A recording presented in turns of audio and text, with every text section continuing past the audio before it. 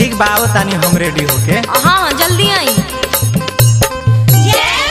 बात बाटे खास पिया सुन ली ध्यान से।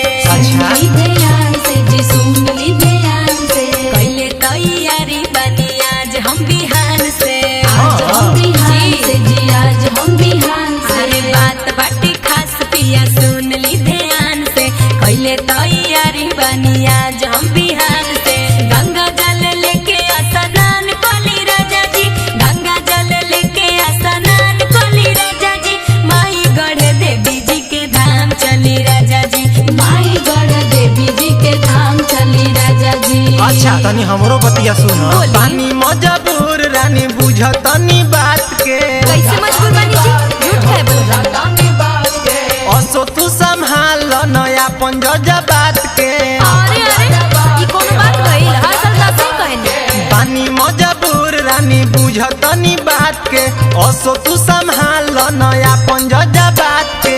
कैसे बताई तोहरा के परेशानिया। कैसे बताई तोहरा के परेशानिया।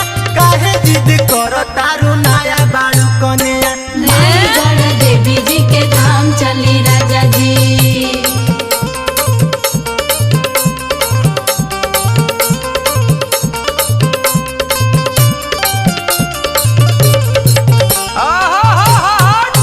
अरे जिया म्यूजिक बाय टिंकू तूफान।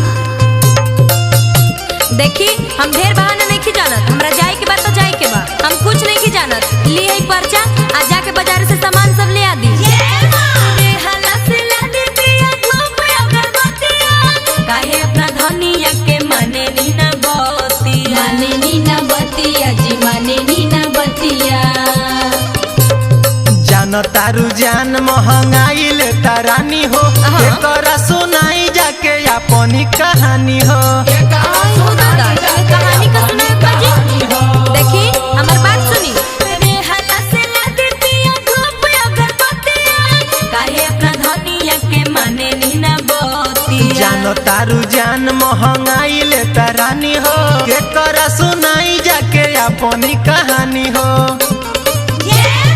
भगवती करे के इंतजाम कोली राजा जी। भगवती करे के इंतजाम कोली राजा जी।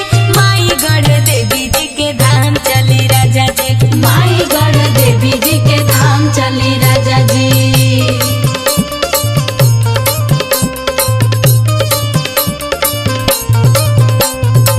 अरे जिया हो जिया।